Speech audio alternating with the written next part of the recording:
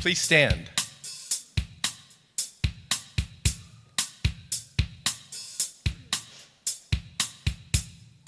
Here we go.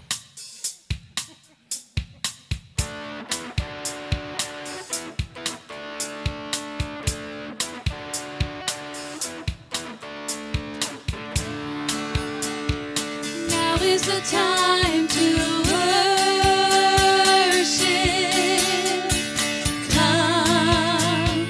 Now is the time to give your heart. Come just as you are to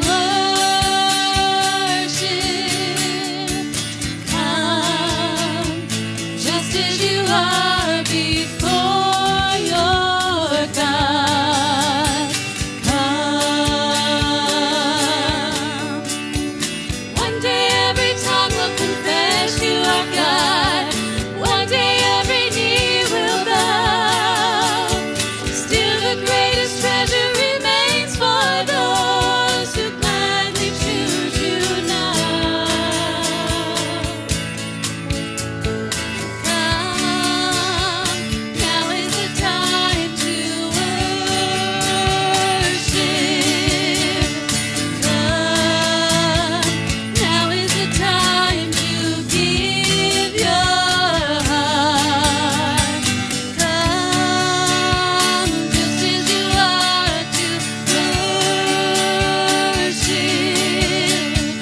Come, just as you are before your God. Come. One day every tongue will confess you are God. One day every knee will bow.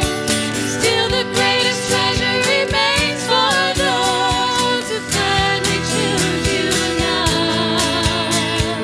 One day every tongue will confess you are God.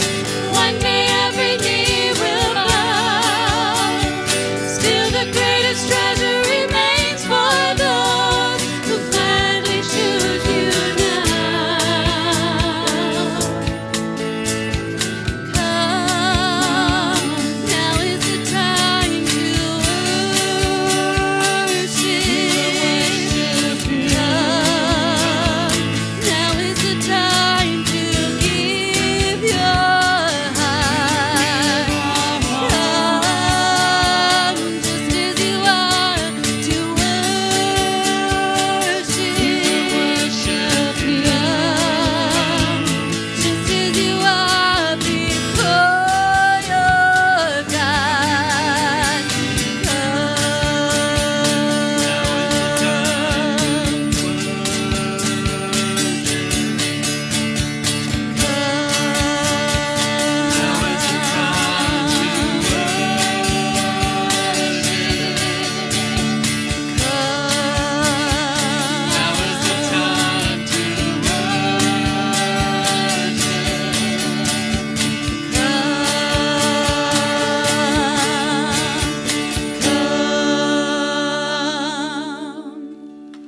Amen.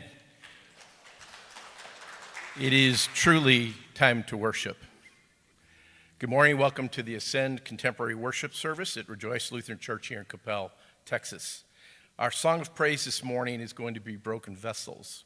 Broken Vessels glorifies the Lord as the one who takes our broken, messed up lives and converts us to beautiful tapestries of his radiance, showing off his greatness through our obedience.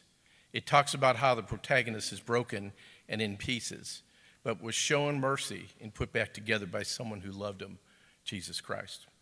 This song serves as a reminder of the grace of God and the assurance of the promise of the resurrection of Christ. Join us in singing praise to our God.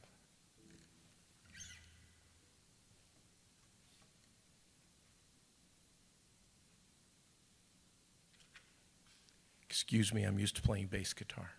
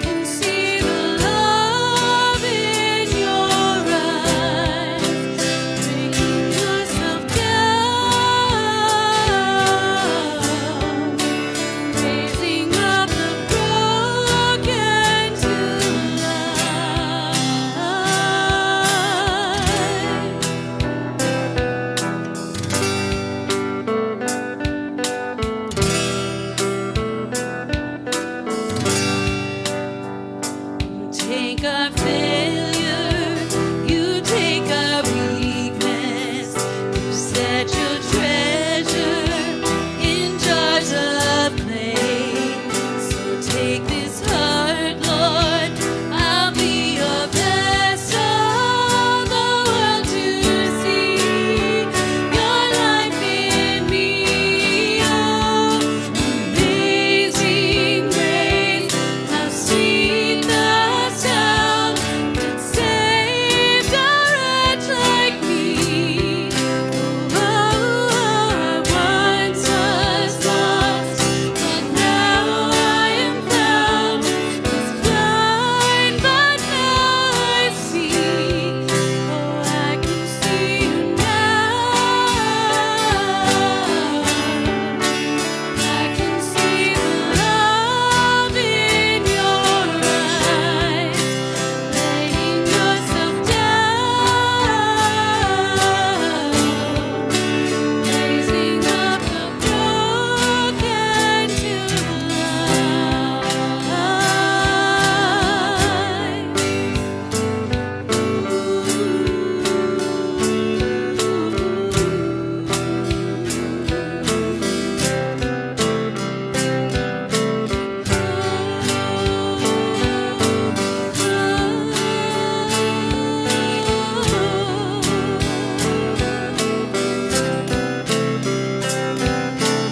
Amazing grace, how sweet the sound that saved a wretch like me. I once was lost, but now I am found. Was blind, but now I see. Oh, I can see you now. I can see the love in your eyes, laying yourself down, raising up the broken to life. Amazing grace, how sweet the sound that saved a wretch like me. I once was lost, but now I am found. Was blind, but now I see. Amen. So let me be the second to wish you happy birthday this morning, Aaron. Happy birthday. And just more thing. Every once in a while, I'm reminded that we need to recruit more people for the Send ministry. And this morning, unfortunately, Kurt is out. He injured his back, so keep him in your prayers. And it's always good to have backups, which we're a little short right now. So if you're a musician and you would like to join us, please let me know. We'd love to have you. And even if you see that Larry's here every week and Maria's here every week, we'd love to have some time off. So we can always work you in. So if you are a musician or a vocalist and you'd like to join us, please let me know. Carl at rejoice.org, rejoicelutheran.org, and I'll get back to you. Thank you. All yours, Aaron. Good morning. My name is Aaron Kolak. I'm your youth minister here at Rejoice Lutheran Church. Pastor Ernie is out sick. It finally happened. He got COVID. He waited until to be the last person, I think, to get COVID for the first time, because it's Ernie and he needs to make a big deal out of everything. So it is what it is. We're praying for you, Pastor Ernie. We love you. Get well soon. We're hopeful that it's mild at the very least. So we do have a lot of announcements today. It's just that time of year, so just bear with me as we go through them all. What do we got, Jackson? First and foremost, we got our welcome folders. Those are on the inside aisles. If you wouldn't mind taking a moment just to fill those out, those help us not only if you're a visitor, but only if you're a member. It helps us keep track of attendance and change of addresses, things like that. So thank you for filling those out. You can put them in the offering plate in the back as you leave. Our 2024 commitment cards, that's for our giving. We're wanting those by December 15th. If you recall from our congregational meeting, we asked for a lot of people to kind of step up their giving to be able to get us through 2024 and all of the big plans that we have going forward with that, with a lot of different new and improved ideas kind of thing. So we're asking for some help with that. So if you wouldn't mind prayerfully considering that and looking at your commitment cards and getting that to us by the 15th. Hopefully I got that right, Ernie. The altar flowers today, which are behind me, I'm covering up these beautiful altar flowers, so I'm just going to hold them up. Look at this. Ooh, yeah. These are for a much more important birthday than mine. Sydney Williams' 21st birthday. So happy birthday, Sydney, from Mom and Dad. They didn't get me flowers, but that's fine.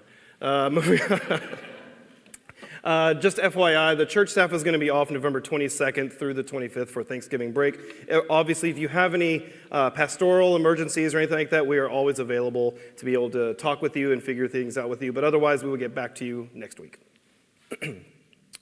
Our homeless outreach. Now, this is a big one. I need to make sure I got here. We need someone to deliver some pies on Thanksgiving Day. Now, I know it's a holiday and it's Thanksgiving and a lot of us have family, but Patty Cadigan, if you don't know, had shoulder surgery, and so she is kind of like a one-armed bandit right now, and she can't lift a whole lot. And so she needs help just delivering pies to the home for the homeless feed on Thursday. Now, you don't have to stay and serve. You don't have to cook pies. You literally have to pick pies up, drive them to Good Shepherd Lutheran in Irving, drop pies off, then go home. That's all you have to do. So if that's something you feel like you can do, please contact Patty. Her number's there, 214-763-0054. You can find me after the service if you need to, and if you have questions, and I'll be happy to help you and get you in touch with her. Thank you in advance for anybody who's able to do that.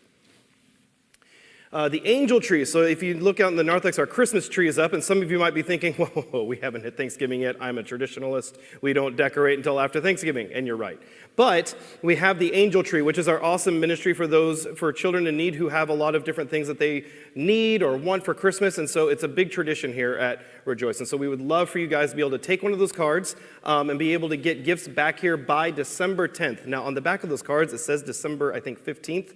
That's incorrect. Make sure you listen. It's December 10th, so we can have them here, and then they'll pick them up the following week. If you have any questions, you can contact Jocelyn at jocelyn@rejoicelutheran.org.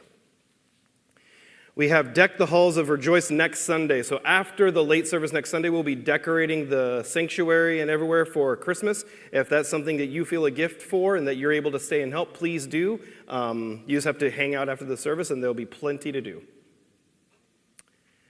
Next, yeah. Okay, we have the choir concert coming up on December 3rd. This is a beautiful concert that happens at 7 p.m. on December 3rd. They've been doing this for a number of years now. Awesome time, beautiful music. We really enjoy it. It will be live streamed as well. And so if you're not able to make it, or if you're one of our digital viewers, don't worry, you'll be able to see it online. And it'll be live and on demand later. And so, but we hope to see you here, and there'll be a reception to follow.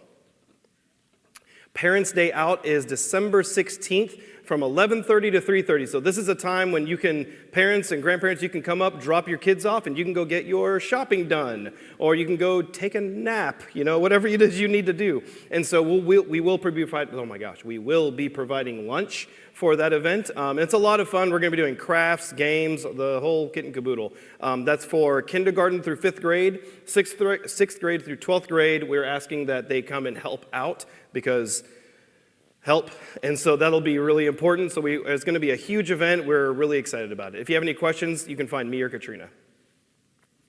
The children's Christmas pageant is December 10th at 10 a.m. Now, this is a twofold announcement. First of all, on December 10th, we will only have one church service, and that's at 10 a.m. So if you show up at 9 a.m., you're an early bird, and we're really proud of you, but you're going to have to wait for about an hour. At 10 a.m., though, we'll be going through a regular traditional worship service, except during the sermon, we'll be watching our annual Christmas pageant with the kids. We're really excited about it. It already sounds super cool. Lots of music, really cute kids. Nikki Cook is the person to ask about that. She is here because I saw her just wave at me in the narthex. And then you can ask her any questions. We're asking for everybody to be involved, and so we're super excited about that. I think and there's no Sunday school that day because we will have the pageant. We're already at the communion. All right, guys, we made it. So we will be celebrating communion today. If you're watching online, this is a great time to grab your elements of bread and wine. If you're with us in person, we have those elements, and we have a gluten-free option as well as the pre-packaged cups if you prefer that. And those are our announcements for today. I'm already sweating. Jeez. Well, again, good morning. If I missed you at the beginning of the service or if you tuned in a little bit late, I'm Aaron Colwick, your youth minister here at Rejoice Lutheran Church. It is my absolute pleasure to be with you this morning.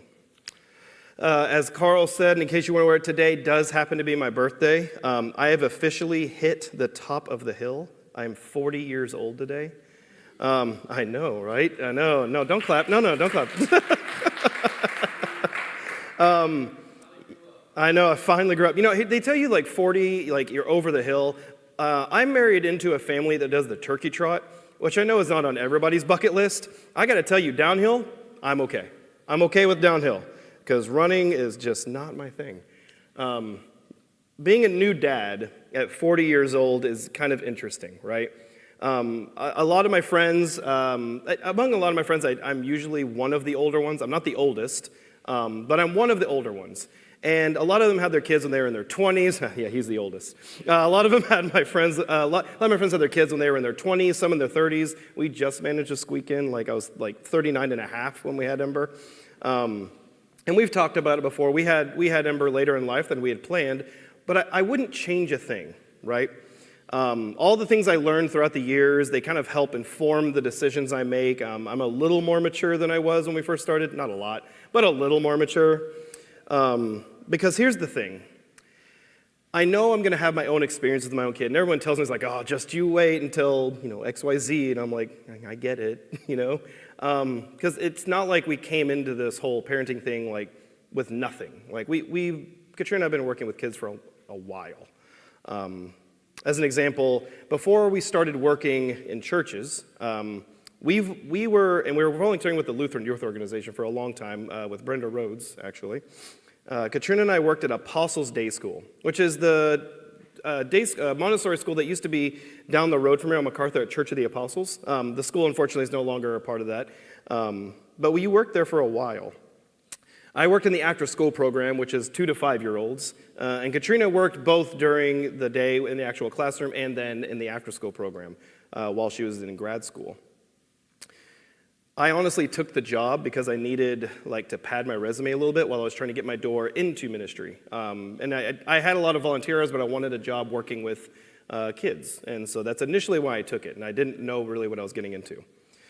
Well, one summer, Katrina and I were put in charge of the summer program because all the teachers were off for the summer, but they were still going to offer childcare. So they said, can you put something together?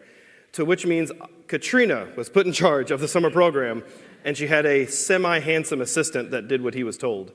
And Katrina put together from scratch this awesome curriculum of the Summer of Science. If you're unaware, and if you follow Katrina on Facebook, she posts every week the lessons they do in Sunday school over there.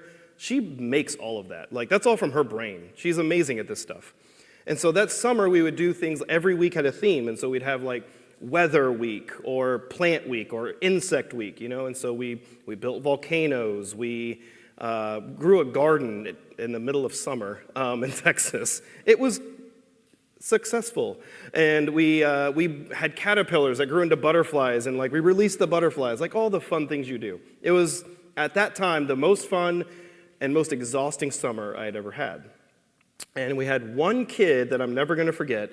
It's this kid right here. I know it's hard to see. That is Manas. Now, Manas he's 3 or 4 here. Manas was a really sweet kid, always smiling, always laughing, did what he was supposed to, just all-around great kid, like me.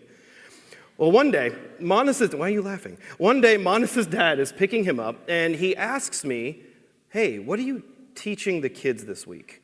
And he says it with more of an inquisitive, there's something behind this question, so I'm already kind of nervous. I'm like, oh gosh, what did we do? What did Manas say? And I'm like, well, we're doing weather this week, rain, sun, clouds, etc. And he smiled, which put me at ease, and he goes, that makes sense. I figured it had to be something like that. And he told me that on the way home the previous day, Manas was sitting in the back seat, and he was pointing out the window at the sky and going, look, it's a cumulonimbus cloud. That means it's going to rain. This kid's 3, 4 years old, and the dad's like, what? What did you say? And of course, he's super proud because his kid's picking up all this stuff. I'm super impressed because I can barely pronounce cumulonimbus. I had to definitely use spell check when I typed this. And this kid's identifying, and he did this every day for weeks and weeks and weeks, well into the school year. He would identify the clouds, like, there's a stratus cloud, there's a cirrus cloud, all that kind of stuff. You didn't know there were so many clouds. That's the fun part of teaching, though, right? Seeing the actual fruits of your labor when you teach is rewarding. That's the reason all the teachers, how many teachers do I have in here right now? And yeah, so teaching, like you see the fruits of your labor, and that's like the reward you almost get, right? Because this is the phrase we're going to learn today. Teaching to a child or youth is an investment. And the thing is, like in most investments, you're just not sure how that's always going to work out, right? You never know when a kid's just going to, one ear out the other, or when they're going to latch onto something and remember it, and it's going to shape who they are. That's why I love doing what I do. I love youth ministry. That obviously, it's a passion of mine. I've been doing it for a while. I think it's important for various reasons. We're going to talk about that today, in particular how it pertains to Rejoice. Our purpose statement, we've talked about this many times here at Rejoice, is growing disciples who love God, love each other, love the world, and encourage others to do the same. So when we look at the various ministries at Rejoice or in the church, all the ministries that we do should line up with that purpose statement. Every action and ministry that we take. And the Children, Youth, and Family Ministry Program, or CYF for short, because I'm probably going to say that at some point, is no exception. And so at face value, from just a logistical standpoint, that seems relatively simple to accomplish, right? Sunday school, mission trips, events, pageants, etc. Fill in the blank. Things you normally see at a church, you expect out of a CYF program. But that's only the surface level part of that, and that's not what we're going to talk about. We're going to dive a little deeper and ask the question, why? Why do we have a CYF program? How does it fit with this purpose statement, right? What's the point of me being here? Because if the point of me being here is just to host events for your kids, I'm a babysitter, right? And I don't think you guys want a babysitter as a minister. You want a minister as a minister. And so we're going to talk about that. Because like I said, teaching to a child or a youth is an investment. So what do I mean by that? When I learned the Bible stories as a kid, from things like this, that was my first story Bible that I had, the Beginner's Bible. This is a cartoon I used to watch, The Greatest Adventures, Stories from the Bible, from Hanna-Barbera. I loved that cartoon. I watched them repeatedly. When I learned these Bible stories, they were just stories, right? It's the same, for me and for a lot of kids, it's the same as learning math. It's the same as learning vocabulary. This is part of what you did growing up. You learned. This is history. And so it wasn't some life-changing emotional kairos moment for me when I'm, 6, 7, 8 years old and my teacher is telling me about how Jesus died for my sins and was resurrected 3 days later. Like, it's not, that's not some like aha moment. It was, okay, got it. Check. I know that for a fact. That's my history lesson. And I knew that. All the stories I learned were awesome, but my priority wasn't my faith at that point, right? My priority was how long until recess, or how many toys can I carry outside, those kind of things. It wasn't until much later in my life that these stories would be important to me in a different way, right? Now these stories guide me. They shape me. They give me hope. They would lift me out of hard times. By teaching children and youth all these Bible stories and all these lessons, we're investing. We're investing in the hope that Christ gives us. Part of that investment is equipping kids to go out into the world and be good examples of what it means to be a Christian and live out that hope, right? We tell our confirmation kids, I'll tell my colleagues all the time, our job isn't to train people to be Lutherans. Like, I love being a Lutheran. I love working in a Lutheran church. The theology and ideology of Lutheranism jives with me, right? But my job isn't to make more Lutherans. My job is to make Christians and to teach that word, right? And it's important to teach all these things because our kids live in a sinful and broken world. And as these kids get older and they start to graduate and they leave the nest and they're on their own, unfortunately, it just gets harder and harder to prioritize our faith, right? Would you agree with that? Just show of hands. When you got out of high school, was it a little bit harder than you expected? Yes. I think all of us can agree. This isn't just like speculation. This isn't just like talking about things. There's data behind that, right? Lifeway Research, back in 2017, they've done this a few times. Lifeway is a Christian company that's actually who makes our VBS program that we run every year. Lifeway had a research team among young adults between the ages of 23 and 30. They surveyed somewhere between 2,000 and 3,000 adults who attended a Protestant church for at least a year while they were in high school, okay? And they found that 66% of young adults between ages 18 to 22 stopped attending church regularly, at least once a year, or at least going for a year. So in plain English, that means after high school, if you went to youth group or you went to church regularly in high school, after high school, there's roughly 2/3 dropout rate of going to church.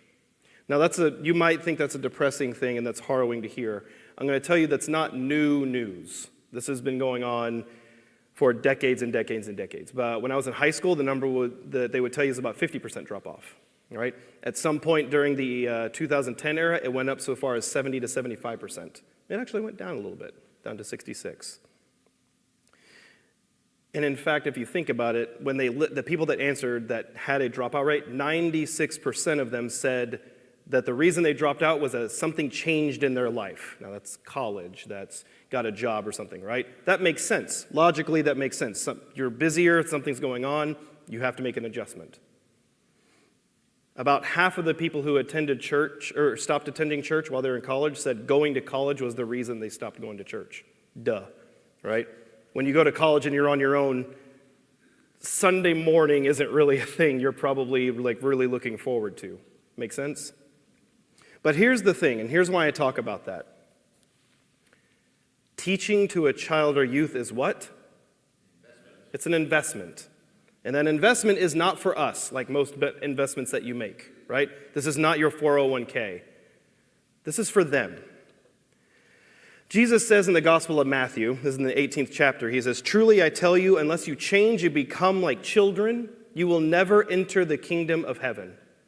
Whoever becomes humble like this child is the greatest in the kingdom of heaven. Whoever welcomes one such child in my name welcomes me." Now what's happening here is the disciples have come up to Jesus while he's teaching and they say, who is the greatest in the kingdom of heaven? And when you're looking at the theological study of it, they're probably talking about the 12 of them, right? Who of us is going to be the greatest in your kingdom? And they're honestly, part of what they're thinking is that Jesus is going to establish like a really good kingdom here on earth. Like they think the new way for their society is coming. And they're asking who's going to be like your right-hand man. And it could have been Peter, who would be the foundation of the church. It could have been any of the disciples. But he beckons a child to come up to him. And then he says these words. And back then, children were property. They were commodities. It wasn't like children are meant to be seen, not heard kind of thing, right? So this was huge. Jesus understood that the innocence of a child diminishes as we get older, and we lose some of that virtuousness of a child as we get exposed to the sins of the world. We get calloused, we grow tired, we get hurt, and things like Sunday mornings become a little bit harder for us, right? For a lot of these kids in our church, they come to Sunday school, they come to music class, and they have fun, and they want to see their friends, and they want to craft their crafts. They want to play their games. They're not realizing the seeds that are being planted within them that are going to grow and grow as they get older. But as they get older and they get more responsibilities, they get more engagements, they get more work, when something has to give, studies show that unfortunately our spiritual wellness is something that tends to drift off to the side, right? That's not just with kids, but we see that a lot after high school. But here's the meat, right? When we invest in them, when we teach them the humility of Christ, who tells us to remember not only the innocence of a child as a way of living our lives, but as a way of just having our faith, then not only are we equipping our children and youth to go out into the world and live out that purpose that we've taught them, to love God, to love each other, and to love the world, but we're also inviting them, very importantly, that there's a safe haven here in the church. Having church is more than a Sunday routine. And if you think church is only something that happens between the hours of 7 a.m. and 12 p.m. on a Sunday, I have news for you. The church is much, much bigger than that. Church is a place. When I was growing up, church was where you went on Sunday morning because, quote, that is what you're supposed to do, right? There was no like, hey, I'm going to go spend the night at my friend's house on Saturday unless there was a dedication that I was going to church on a Sunday. Anybody else have that kind of mentality in their family? Yeah. There was no like if, ands, or buts. That's not necessarily the society we have now. But that's okay because we understand that the church is bigger than that. Church is a place to understand that even when we screw up, it does not matter how far off the beaten path we feel like we've gone. Church is a place that you are welcome home. And if that happens to be this building, that happens to be this building. If that happens to be your house, that happens to be your house.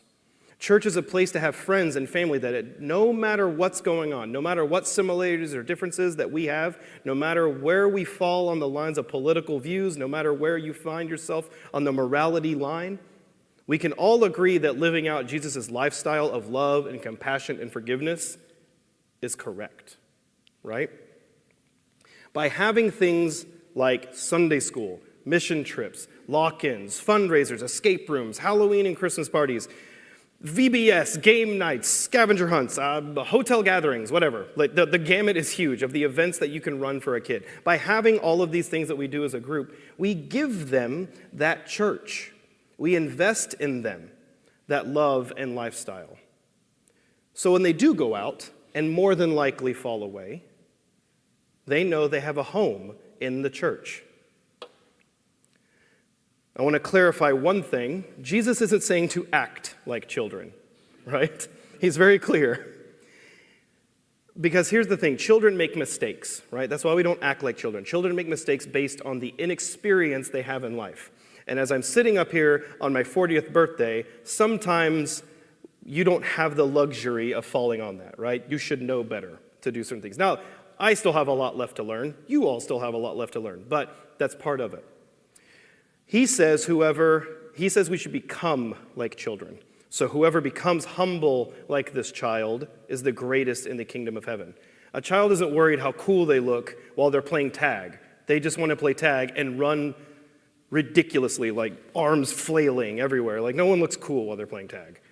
A child isn't worried about how they look when they pick out their favorite clothes and you're like, you get to pick your outfit today, and all of a sudden you have like a vertical striped polka dot pants, like clown shoes. Like they're just excited to wear their favorite outfit in the world, right? They're not worried about what the people think. Whoever welcomes one such child in my name welcomes me. Y'all, that is why I love youth ministry. I love giving kids the absolute best chance they can when they go out. Because if you really think about it, when studies are done and they ask, where does a person learn their faith? Do you know what the number one answer is? Their parents.